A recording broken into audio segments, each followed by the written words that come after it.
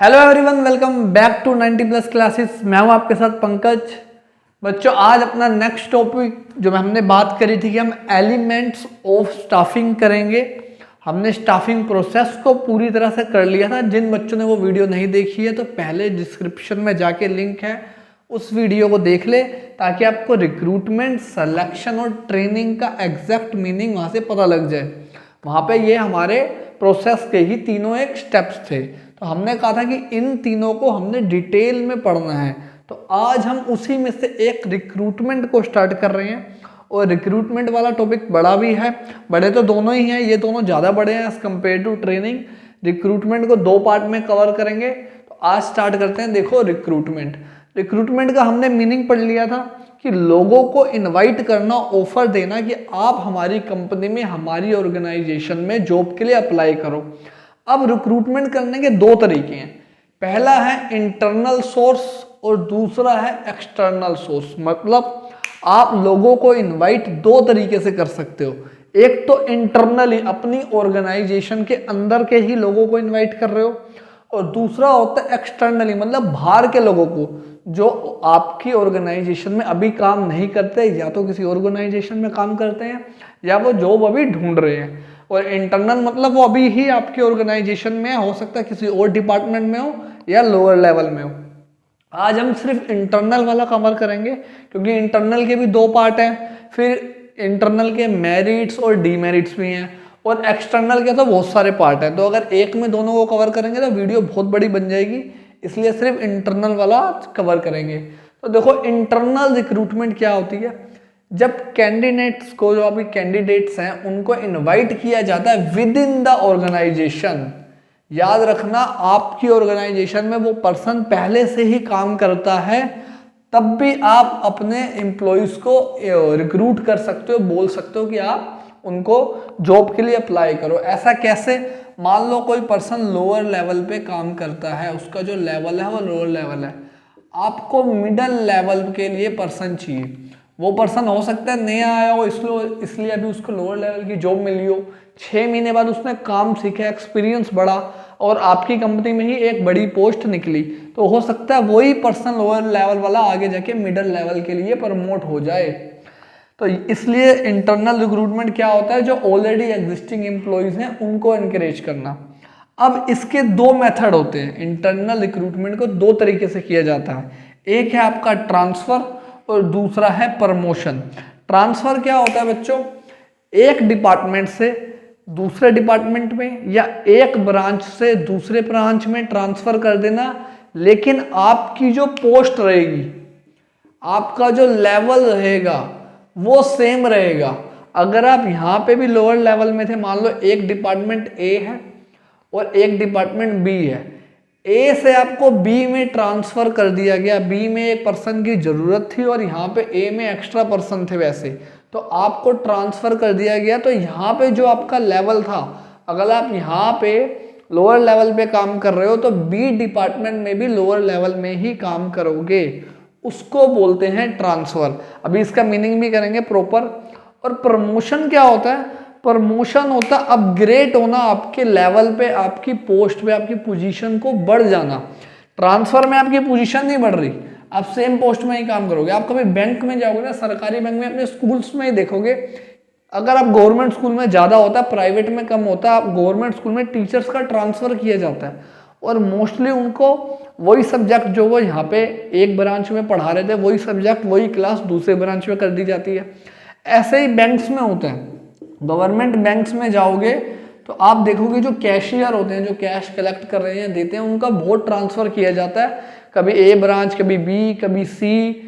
तो लेवल तो उनका सेम रह रहा है, ये नहीं हो रहा उनकी पोस्ट बढ़ गई। लेकिन प्रमोशन क्या होता है? जब आपकी पोस्ट ही इंक्रीज हो गई है, पहले आप लोअर लेवल में थे, फिर आप मिडिल में चले गए, मिडिल में मान लो 2-3 पोस्ट है तो आपकी पोस्ट इंक्रीज की जा रही है, वो होता है आपका प्रमोशन।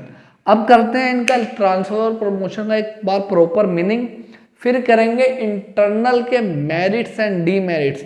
जब भी ये टॉपिक आता है एग्जाम में तो इनके मेरिट्स डीमेरिट्स को जरूर पूछा जाता है। तो करते हैं फिर अपने पॉइंट आएंगे। तो देखो, अब ट्रांसफर और प्रमोशन का क्या मीनिंग है, क्या और डिटेल में हम इसके बारे में सीख सकते हैं।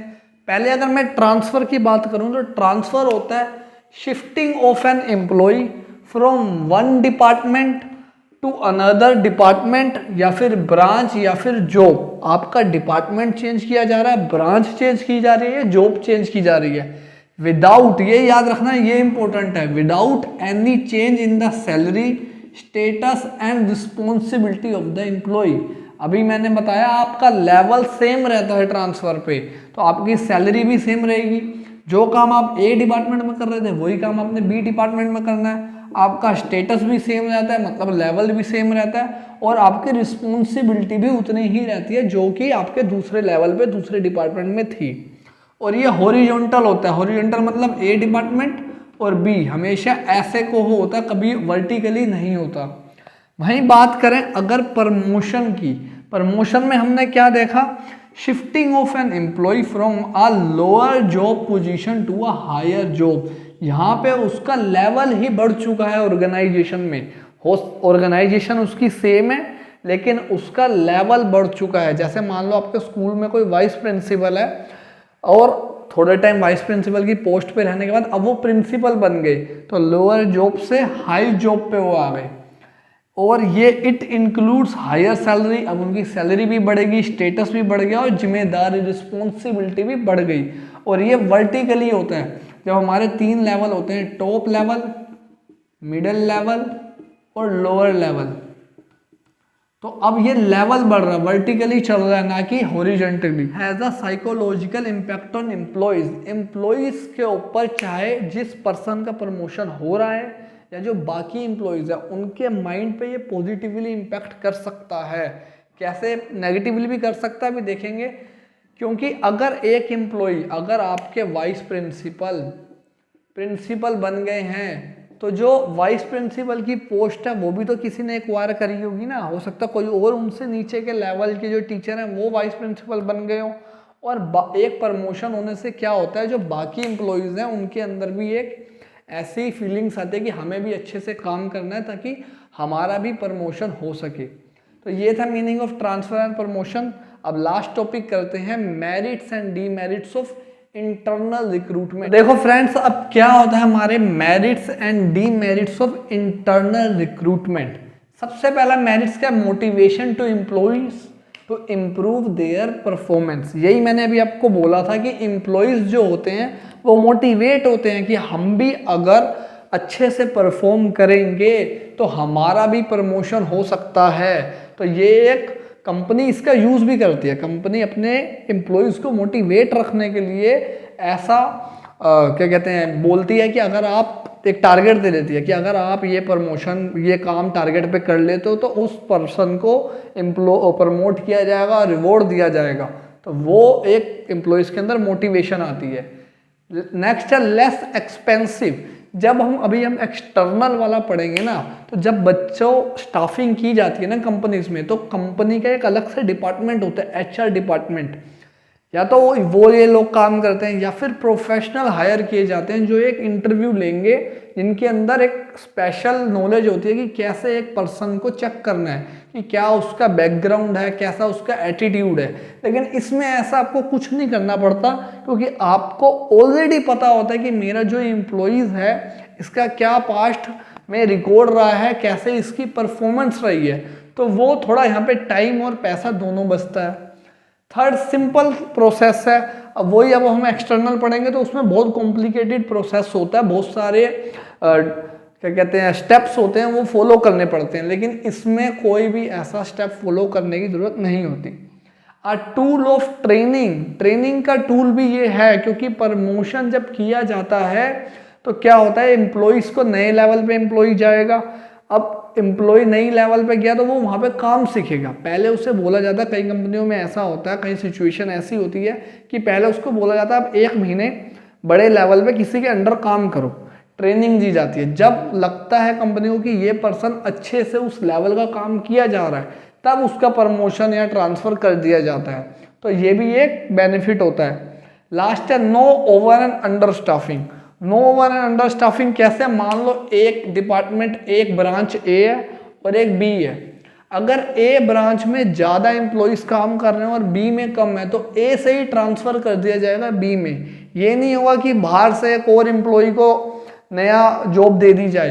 अगर बी में ज़्यादा होंगे तो ए में ट्रांसफ़र कर देंगे, ए में होंगे तो बी में। तो ना कभी हमारी ऑर्गेनाइजेशन में ज़रूरत से ज़्यादा लोग काम कर रहे होंगे, ना ही कम कर रहे होंगे। तो ये भी एक मेरिट्स होता है इंटरनल रिक्रूटमेंट का। अब बात करते हैं इनके डीमेरिट्स में कि क्या डिसएडवांटेज है। पहला है not suitable for new enterprise. अगर कोई कंपनी, अगर कोई ऑर्गेनाइजेशन नई ओपन हुई है तो उसके लिए ये नहीं है, क्योंकि आपको अभी पता ही नहीं है कि आपके जो एम्प्लॉयज़ हैं उनकी क्या ग्रोथ है, उनका क्या हिस्ट्री रही है, वो कितनी जल्दी काम को करते हैं, उनका क्या रिकॉर्ड रहा है, आपको उनकी कोई इम्प्रूवमेंट नहीं पता। तो आप इतनी जल्दी तो आपको उनको प्रमोशन दे नहीं सकते। प्रमोशन एक सर्टेन टाइम के बाद होता है। तो यहाँ पे ये नए सूटेबल, नए एंटरप्राइज के लिए सूटेबल नहीं है, एमसीक्यू बन जाता है यहाँ से। इसके बाद लैक ऑफ फ्रेश टैलेंट। अब आप बाहर से नए लोगों को जॉब दे नहीं रहे, तो आपकी कंपनी में जो पुराने लोग हैं आप उन्हीं को प्रमोट कर रहे हो, ट्रांसफ़र कर रहे हो, तो फ्रेश टैलेंट, नया टैलेंट नहीं आ पाता। इसकी वजह से न्यू टेक्नोलॉजी, नई नॉलेज भी नहीं आ पाती है। बैंक्स में जाओगे उनको नॉलेज ही नहीं होती, पुराने ही लोग बैठे हैं बस, इसलिए वो गुस्से में बैठे रहते हैं। इसके बाद लैक ऑफ कंपटीशन। अब एक बात बताओ, आपको पता है आपके यहाँ पे 5 बंदे हैं, इस बार इसका प्रमोशन हुआ, अगली बार मेरा हो जाएगा, उसके बाद तीसरे पर्सन का प्रमोशन हो जाएगा, तो एक कंपटीशन स्पिरिट नहीं रहती। एक्सटर्नल में क्या होता है, हो सकता है नया बाहर का बंदा आए और वो एक बड़ी पोस्ट में आ जाए। सीधा अगर आपके स्कूल में वाइस प्रिंसिपल की पोस्ट खाली थी तो आपके जो ऑलरेडी एग्जिस्टिंग टीचर है उनको जॉब नहीं दी गई, नया बाहर से नया रिक्रूटमेंट किया गया और उस पर्सन को वाइस प्रिंसिपल बना दिया। तो वहाँ एक कॉम्पिटिटिव स्पिरिट रहता है कि मेरे को आगे बढ़ना है। लेकिन यहाँ पे ऐसा नहीं है, क्योंकि उनको पता लग जाता है कि मैं इस बार इनका हुआ तो अगली बार मेरा प्रमोशन हो जाएगा। लो प्रोडक्टिविटी। लो प्रोडक्टिविटी वही है, फ्रेश टैलेंट आ नहीं रहा आपके पास, और वो जो लोग होते हैं ना, ये इसके साथ आप मिक्स करो। लेथर्जिक मतलब क्या होता है, एक टाइम का ना इनको फिक्स हो जाता है कि यार 3 साल 5 साल बाद तो हमारे यहाँ पे ऑलरेडी ट्रांसफ़र हो ही जाता है। ऐसे ही अब स्कूल के टीचर्स आपको क्यों नहीं पढ़ाते सही से, अगर गवर्नमेंट स्कूल की बात करूँ, क्योंकि उनको पता है हमारी सैलरी बढ़ ही जानी है एक टाइम बाद। और या बैंक्स की बात करूँ, उन्हें पता है 10 साल बाद मेरा लेवल बढ़ेगा ही, सैलरी बढ़ेगी, इसलिए वो अपने आप को इम्प्रूव नहीं करते। अब जब वो अपने आप को इम्प्रूव नहीं कर रहे, अपनी नॉलेज को इम्प्रूव नहीं कर रहे, तो उनकी प्रोडक्टिविटी भी इंक्रीज नहीं होगी, कंपनी को ऑटोमेटिकली नुकसान होगा ही होगा। बहुत सारी ऐसी कंपनियां होती हैं जो मार्केट से इसलिए बाहर हो जाती है क्योंकि वो अपने आप को इम्प्रूव नहीं करती। नोकिया का ही आप वो ले लो एग्जाम्पल, उन्होंने अपने आप को इम्प्रूव नहीं किया और प्रोडक्टिविटी उनकी नहीं बढ़ पाई क्योंकि वो अपने आप को अडप्ट नहीं कर पाए। तो ऐसे ही यहाँ पे होता है, जो एम्प्लॉयज़ होते हैं वो यूज्ड टू हो रहे थे कि हमारा प्रमोशन तो हो ही जाएगा, 5 साल बाद 10 साल बाद सैलरी बढ़ेगी, तो इसलिए प्रोडक्टिविटी कम हो जाती है। ये था बच्चों आपका इंटरनल रिक्रूटमेंट का पूरा टॉपिक। अब हम नेक्स्ट वीडियो में करेंगे एक्सटर्नल रिक्रूटमेंट, और वो बहुत बड़ा टॉपिक है, उसके अंदर 7-8 टाइप है। यहाँ तो 2 ही थे, ट्रांसफर और प्रमोशन, लेकिन उसके अंदर बहुत सारे टाइप है। तो मिलते हैं बच्चों नेक्स्ट वीडियो में। चैनल को प्लीज़ सब्सक्राइब करो और शेयर करो। Thank you everyone.